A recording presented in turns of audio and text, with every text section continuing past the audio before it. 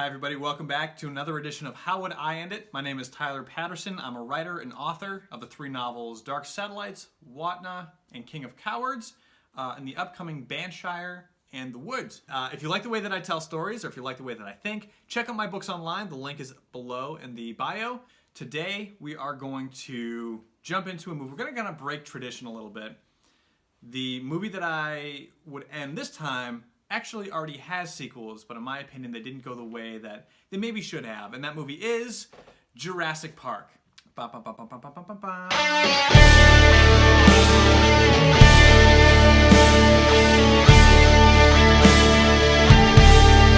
In writing this draft, I wanted to capture what made the first Jurassic Park so important, so emotional, so groundbreaking.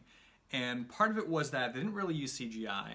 They absolutely did, but on the whole, a lot of it was still done with robotics, and so it felt very real. The second was that it was people existing with dinosaurs that looked real, and that was a huge thrill, and it was a science fiction movie that had a lot of heart and humor to it, but a lot of the fun came from seeing dinosaurs and humans interact.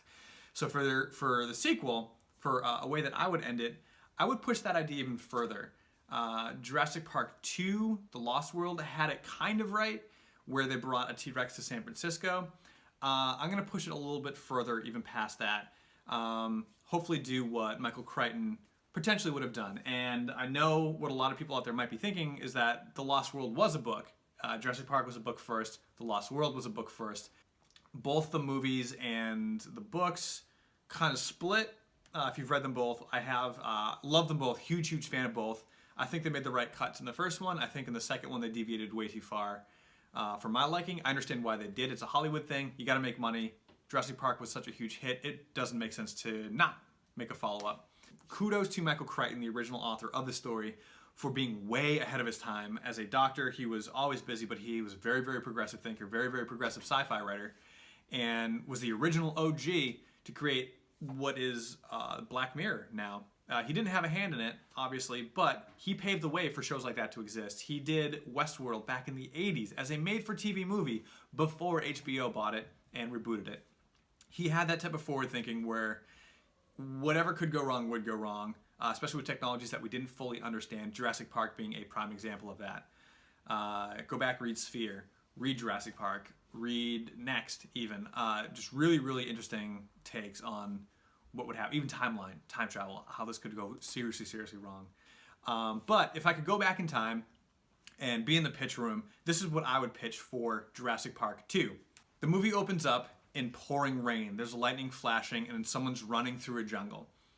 And a helicopter's swirling in. It's mixed between slow motion of a lot of things happening and someone booking it for their lives through the forest. How do I say this? Like a classically handsome Hollywood lead is running, big buff, like jaw super cut, kind of rugged looking, runs for the helicopter and jumps last second while a beautiful blonde Hollywood bombshell is inside the helicopter, reaches out and grabs his hand. The helicopter pulls up just as a T-Rex comes bombing out of the woods, out of the forest, trying to eat him. They pull up in time. Dude gets pulled into the helicopter. Huge explosion all over the ground. T-Rex roars, end of that scene. Only this time, it pulls away and Alan Grant is reading from a book in front of a big college audience. The book is called The Incident at Isla Nublar. He's there with Ellie Sattler and Malcolm. And they have a new character that we introduce who's off to the side, who's a PR person. And they're reading in front of this giant crowd, and the crowd is captivated because these are the people that survived the actual incident at Isla Nublar. They get a standing ovation. I have my notes down here in front of me. It pans to Ellie, and she's kind of there nodding, and Malcolm, who is drunk. Alan walks away from the microphone up to the PR person on the wings and says, this isn't how it happened. This is not how it happened. And he says, you remember it one way, we remember it a different way. Might as well make money off of a lie if we're going to lie. There are professors there, military there, students are there. Everyone is captivated. This is back in the early 90s, and so the movie's going to have to take place around that time too. If it took place in present day, it wouldn't make sense and it wouldn't work. So we'd have to pretend like we're really going back in time there. Someone asks if John Hammond died a hero, implying that John Hammond has passed away. In the book, he passed away. In the movie, it's left up to interpretation. Alan has a very diplomatic answer, being his character, and he said, Hammond died still believing in his vision.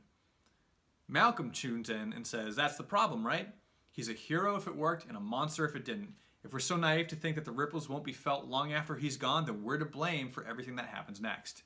The student says, are you saying that some of the dinosaurs might still be alive? They look at the PR person. The PR person says no. Alan says that they were all destroyed in the bombing. It cuts to Lex on TV, and she has become the face of a new home security system. And their tagline is that it's strong enough to keep out dinosaurs.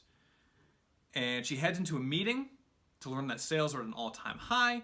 She says she doesn't want to do this anymore. She doesn't feel it's authentic. She feels like she's being exploited, and her involvement with this project was during a time that she'd rather forget or move past, and they're not really letting her. She helped develop the software. They bought it off of her and made her a lot of money. An assistant pops in and says that the school has called about Tim, and it cuts to Tim sitting in the principal's office, and they're unsure how to punish him because Tim has started suffering from PTSD. He went through a lot in the first movie, and it's only suiting to make sure that he goes through something. There are some ramifications of that in the second movie. Some of the effects, the ripple effects, are felt. Lex comes to get him, and the principal is threatening expulsion.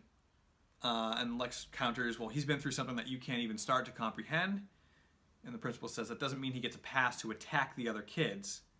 Lex says, did he start it? And the principal says it doesn't matter because it's not the way that they handle things. And he says to tread lightly and get help. So we see that even though success has come for Lex, it hasn't really come for Tim, and they're still battling with whatever happened to them. Well, we know what happened to them in the first movie. Then it cuts to a quick little montage scene of an auction for the rich and famous. An auctioneer says, and now the moment we've all been waiting for, and pulls back the cloth on a small cage, and the audience gasps, and they murmur, and we don't see it, but we hear that little raptor chirp. And it should be enough to kind of get us viscerally excited. Dr. Wu smiles in the back and puts on sunglasses and dips out the door. The auctioneer says we'll start the bidding at $5 million, and all of the hands go up. Cuts back to an after party from the reading. Malcolm is very drunk. They're all out to eat. They're at a nice kind of bar, restaurant. The server tries to cut him off, but he dives into chaos theory to talk himself into getting another drink. And he says, if all you see is the end result and not the steps leading there, you'll never find the flask in my jacket. Implying that he's going to get his drink one way or the other, so what does it matter if it's coming from her or if it's coming from himself? And he says the end result is the same, but you can shirk responsibility if you're not the one giving it to me, right? Kind of playing a little bit of a mind game with her, even though he's wasted. A fight breaks out at the other end of the bar, and he says, our true animal form is chaos.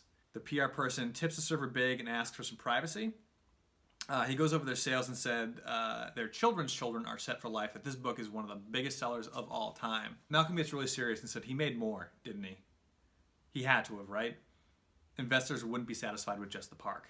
The PR person says, you need to cool it with all this. Your conspiracy theories are not welcome here anymore. There's no evidence that any of the dinosaurs are still alive or could have escaped the island. Malcolm says, doesn't it trouble you that the only answers you find are the ones that you wanted? The phone rings for Allie and Alan. It's Lex. She says that Tim is in a very dark place and she doesn't know what to do anymore. The PR person thinks he might actually have a solution, a legitimate solution. So then it cuts to a wilderness preserve in Africa. A woman named Naya is tracking animals with binoculars, and a cat rubs against the back of her ankles in the watchtower. She watches two hunters try to get the drop on an elephant, but the elephant bucks them off, kind of mirroring the T-Rex and the sounds that the T-Rex make and the way that it moves. And she radios that there are two poachers in this preserve.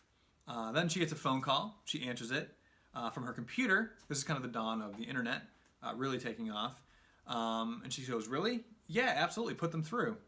The video messaging pops up and it's Lex.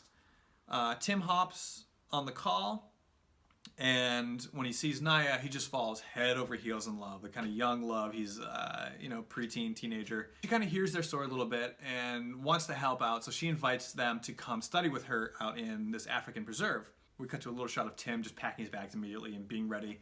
And they fly out together. Lex and Tim fly out together. We cut to another small scene inside of an ER. A doctor comes out looking very worried to very rich-looking parents. The doctor says, we were able to save her, but we couldn't save the arm. And the parents gasp. And the doctor says, what concerns me about this is that you said she was attacked by a grizzly? And the parents kind of hesitantly nod yes. And the doctor says, well, given the bite marks, or The wounds are... It's that grizzlies don't live in this part of the state. What really did this? And the parents kind of look at each other and it fades out again. So the PR person gets a call at as they're backstage at another school doing another reading.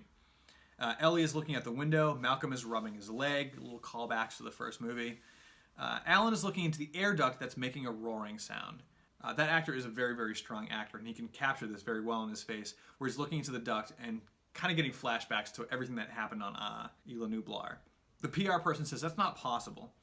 Malcolm chimes in about his confirmation bias and says, you're only listening to the details that back up your point of view.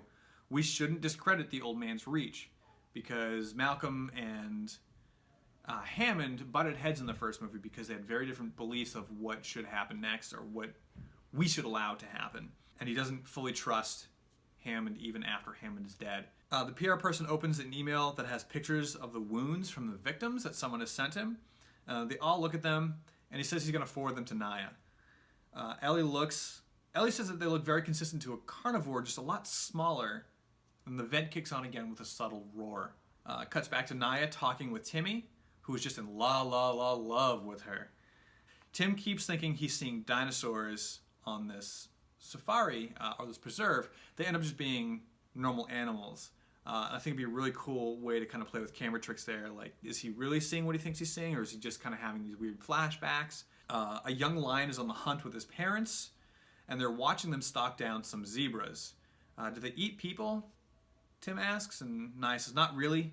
People aren't their typical menu, so they wouldn't go after humans unless they learned that humans were easy to kill. This was a point that was brought up in Jurassic Park, the novel, that I think would make a really interesting segue here. That the dinosaurs weren't after people. They had to learn that behavior. Then she gets an email from the PR person who's following around Ellie and Malcolm and Alan, and she gets the wounds too. Naya looks at them and immediately says, these are not normal bite marks.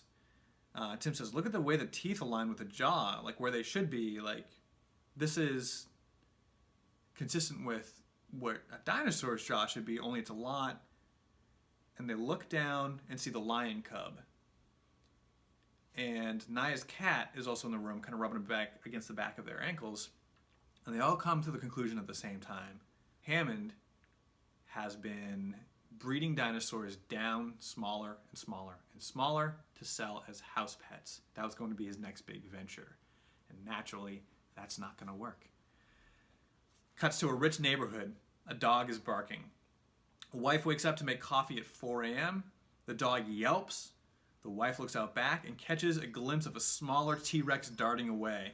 She drops her mug and screams, and the small T-Rex roars. It's that T-Rex iconic roar, just on a little bit of a smaller scale. Cuts back to Ellie, and she's the one doing the reading this time, and she says they'll be taking questions. Someone asks if they'd ever go back. Ellie says if there were anything left, I'd be curious to see the remains. Alan says, I would go back. Malcolm says, we won't have to. It'll find a way to come to us. And the PR person comes on stage, apologizes, and says there will be no signing or meet and greet. Pulls them backstage and shows them cell phone footage of a small T-Rex eating a dog. This is back when there were just flip phones, kind of grainy quality. The people in the video are crying, asking if it's a crocodile. Malcolm looks up and says, I hate being right all the time.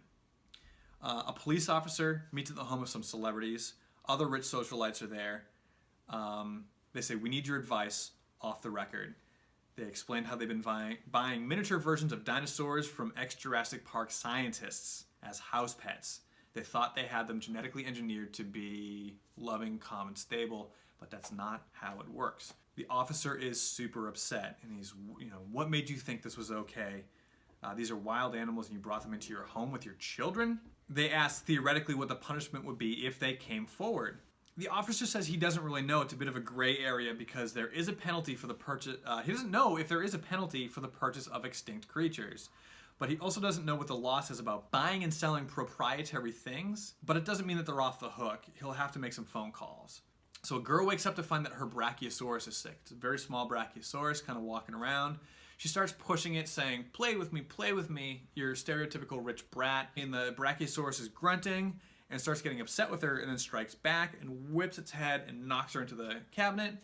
Hurts the kid, starts tearing up the kitchen before it books it outside. So it has found a way to escape. Cuts to a dog fighting pit in Mexico. The main event are two small dinosaurs, and the crowd goes crazy. There's a young Saudi Arabian prince riding a triceratops with the horns filed down. The triceratops bucks the kid off and then books it out into the desert. A preppy young rich person brings a drugged up raptor into a loud club. And for some reason, they let it inside the club. I think it's just kind of that freak show attraction. But once it's inside and everything's loud and the lights are going crazy, this thing gets scared. It's an animal, and it gets terrified, and it gets out and starts to slaughter the club, which is, in reality, what would happen. If you let a lion loose inside of a club, same thing's gonna go down. Cuts back to Malcolm, and he's watching the news, and more reports are coming in of people being hurt by these lizard creatures.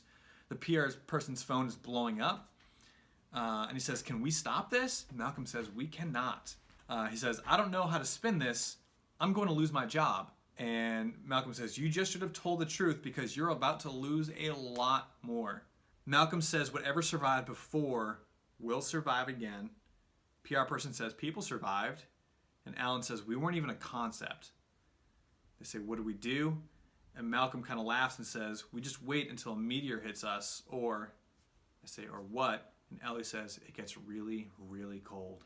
And that's when the real kind of back half of the movie kicks in, and there's no more main characters. The main characters now are the dinosaurs, and this is where the true fun and true tension kicks in. It is dinosaurs, so predators of the ancient world versus predators of the current world. And we get to see a grizzly versus a T-Rex. If we see a pack of wolves versus a pack of raptors, like in the Pacific Northwest, that would be really cool. If we see like a moose versus a stegosaurus, if we see, or like even like a buffalo or bison on the Great American Plains against these things. And keep in mind, these are not the full-blown dinosaurs. These are smaller dinosaurs, so it's more of an even fight. We see a rhino versus a triceratops in the African plains or in the Middle East. And I think the last thing that we see is that hunters find eggs and they see something dark between the trees. And that's kind of where the movie is left. If we're really being progressive about this, I think that some of the modern animals should win. They should maintain dominance in certain situations, and I think in other situations there would have to be the dinosaurs winning. And that kind of creates a different environment, a different hierarchy for predator, prey. But the back half of the movie really is dinosaurs versus apex predators of today. And that clash right there would create Jurassic Park II.